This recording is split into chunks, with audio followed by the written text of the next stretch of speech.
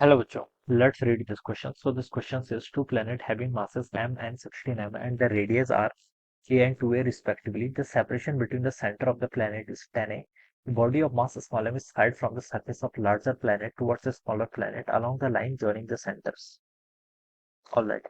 For the body to be able to reach at the surface of a smaller planet, the minimum firing speed should be, ठीक है, minimum firing speed यहाँ पर आपको बताना है, ठीक है, जिससे कि सरफेस तक पहुंचे स्मॉलर प्लेनेट की। ठीक है बच्चों, इस क्वेश्चन को स्टार्ट करते हैं। तो देखिए बच्चों, ये क्वेश्चन आपका ग्रेविटेशन पर बेस्ड है और यहाँ पर आप देखिए एनर्जी एनर्जी कंजर्वेशन लिख लीजिए। चलिए, इसका बेसिक प्रिंसिपल क्या लिख लीजिए, एनर्जी कंजर्वेशन। ठीक है, एनर्जी कंजर्वेशन यहाँ पर हम फील्ड का भी यूज करेंगे। ठीक है, और चलिए मेजर हम क्या लिख सकते हैं, एनर्जी कंजर्वेशन लिख सकते हैं। देखिए यहाँ पर आपके पास मान लीजिए दो प्लेनेट है, एक प्लेनेट ये है, ऑलराइट, और एक दूसरा प्लेनेट ये है।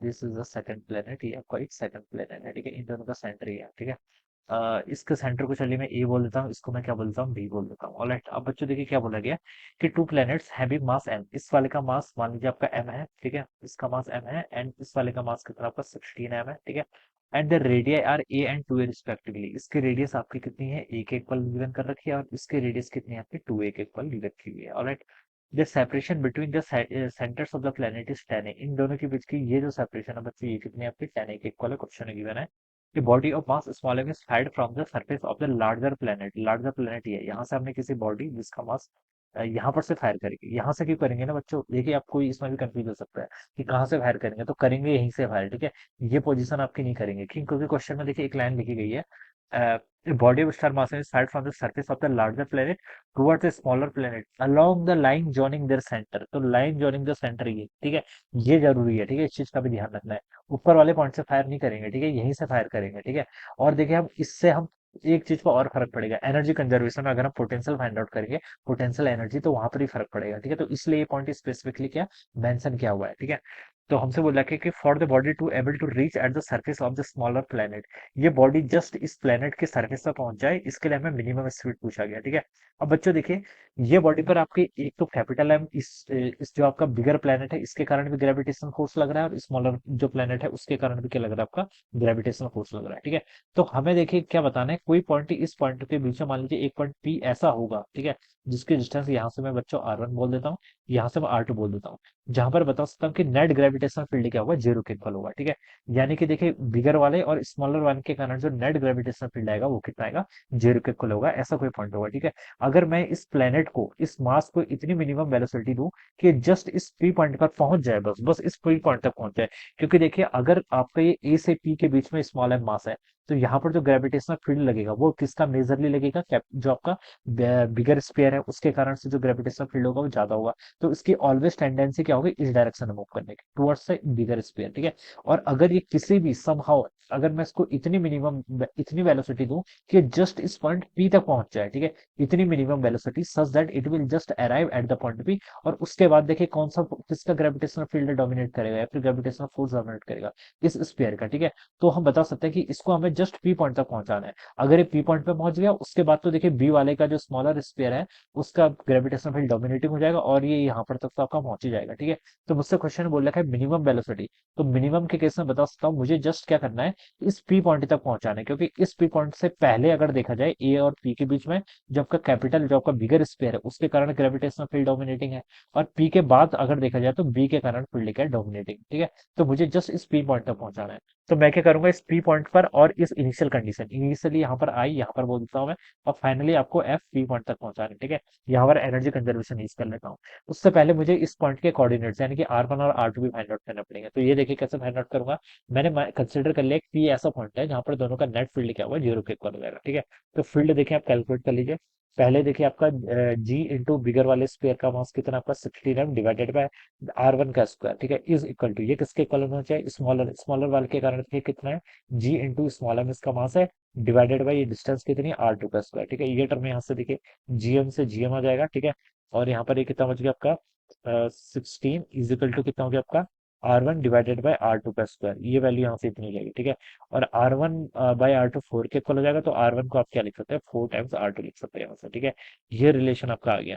और R1 प्लस R2 देखिए यहाँ से कितना है, 10 A के इक्वल है, तो आप इसको ऐसे भी लिख लीजिए, R1 प्लस R2 की वैल्यू कितनी होगी, 10 A के इक्वल होगी। ठीक है, और R1 आपका 4 टाइम्स R2 है, तो 4 times R2 plus R2 5 R2 5 R2, तो R2 की वैल्यू कितनी आएगी, टू ए के इक्वल, आर टू बच्चों टू ए आ गया, तो आर वन हम बता सकते हैं कितना होगा यहाँ से, 4 टाइम्स इतना, तो 8 के इक्वल हो जाएगा। ठीक है, तो R1 R2 दोनों की वैल्यू अपने यहाँ पर से आपने यहाँ पर कैलकुलेट करके बता दी। ठीक है, अब आगे देखिए, आगे प्रोसीड करिए। तो ये डिस्टेंस आपने R1 R2 फाइंड आउट कर लिया। ठीक है, अब देखिए इस पर हम क्या कर लेते हैं, एनर्जी कंजर्वेशन से। देखिए बच्चों, अब हम यहाँ पर क्या लिख सकते हैं, एनर्जी कंजर्वेशन से देखिए, अब आप इस पर देखिए कितनी होगी। इसके पास देखिए हमें मिनिमम वेलोसिटी कैलकुलेट करके बतानी है, तो इसको हमने मान लीजिए हाफ एम वी मिनिमम का स्क्वायर, इतनी आपकी यहाँ पर मिनिमम वेलोसिटी इसको दी। ठीक है, प्लस देखिए पोटेंशियल एनर्जी देखिए इस बिगर स्क्वायर के कारण कितनी होगी आपकी। ठीक है, इसको मैं लिख सकता हूँ माइनस जी इंटू आपका 16 टाइम्स कैपिटल एम इंटू आपका स्मॉल एम, डिवाइडेड बाय देखिए इसकी सरफेस पर है तो 2 है। ठीक है, इतना आ जाएगा, किसके कारण, बिगर के कारण। अब स्मॉलर स्क्वायर के कारण देखिए कितनी पोटेंशियल एनर्जी आएगी, माइनस जी इंटू आपका capital M into small M divided by, ये डिस्टेंस देखिए कितनी है आपकी, ये देखिए आपकी टोटल 10 ए है और 2 ए डिस्टेंस ही है, तो इसको सब्ट्रैक्ट करूंगा तो कितनी हो जाएगी, 8 ए के इक्वल, तो यहाँ पर आपका 8 ए के इक्वल आ जाएगा। ठीक है, इतनी आ गई, इट इज इक्वल टू। अब हमें देखिए एफ पॉइंट पर निकालनी है टोटल। ठीक है, एफ पॉइंट पर देखिए बच्चों क्या लिख सकते हैं, एफ पॉइंट पर देखिए यहाँ पर आप पोटेंशियल एनर्जी देखिए कितनी होगी, स्मॉल मास आपको यहाँ पर है, तो हम लिख सकते हैं पोटेंशियल एनर्जी देखिए पहले इस वाले के देखा रहा देखिए, minus G into capital M into small M divided by R two देखिए डिस्टेंस कितनी है आपकी, आर टू आपकी देखिए टू ए के इक्वल है, कितनी है आपकी, टू ए के इक्वल, तो यहाँ पर से आपका टू हो जाएगा, माइनस देखिए आपका G into capital M into, sorry 16 times capital M into small M, मैं इसको अच्छे से लिख लेता हूँ। ये देखिए कितना हो गया आपका, माइनस जी, ये हो जाएगा आपका G into 16 capital M into small M divided by, यहाँ से यहाँ तक की डिस्टेंस देखिए R1 है, R1 की वैल्यू कितनी, 8 है, तो इस 8 को यहाँ पर आप पुट कर लीजिए। ठीक है, ये आ जाएगा। अब बच्चों देखिए स्मॉल एम यहाँ पर भी है, स्मॉल एम यहाँ पर भी, स्मॉल एम को तो आप यहाँ पर ऐसे कैंसिल कर लीजिए। ठीक है, और क्या टर्म बच्चों की देखिए यहाँ से आपकी वी मिनिमम का स्क्वायर डिवाइडेड बाई 2, ये टर्म इतनी हो जाएगी। यहाँ से देखिए आपकी यहाँ से आपका -16 GM/2 है और यहाँ पर -GM/8 है, तो इसको देखिए मैं 4 से मल्टीप्लाई कर लेता हूँ, इसको डिनोमीटर और ऊपर दोनों से। ठीक है, तो 16 इंटू फोर कितना, 64, 64 से इसको ऐड करूंगा तो इस -65 GM/8 है। ठीक है, ये लिख सकते हैं, कैलकुलेशन थोड़ी फास्ट करनी आनी चाहिए। ठीक है, इतना हो जाएगा, इजिकल टू देखिए राइट साइड पे देखिए यहाँ पर मैं 4 से मल्टीप्लाई कर देता हूँ ऊपर नीचे दोनों जगह, तो यहाँ पर 4 GM/8 है, यहाँ पर भी 16 GM/8 है। ठीक है, इसको ऐड करूंगा तो कितना होगा आपका -20 GM/8 के इक्वल, ये इतना आ जाएगा। ठीक है, अब बच्चों देखिए इसको सॉल्व कर लीजिए, यहाँ से बी मिनिमम का स्क्वायर डिवाइडेड बाई 2, ये वैल्यू देखिए कितनी आएगी, ये -65 राइट साइड जाएगा तो +65, +65 -20 करूंगा तो 45 GM/8 है, क्योंकि डिनोमीटर सेम है तो इसको डायरेक्ट लिख सकते हैं। ठीक है, 2 से इसको कैंसिल करूंगा तो कितना आएगा, 4 ही बच जाएगा। ठीक है, अब यहाँ से देखिए बच्चों आपका वी मिनिमम का स्क्वायर ये कितना आ रहा है आपका, 45 GM डिवाइडेड बाई आपका 4 के इक्वल आएगा ना, ये इतना आ रहा है। ठीक है, तो बच्चों वी मिनिमम यहाँ से कितना आएगा आपका, वी मिनिमम हो जाएगा देखिए आपका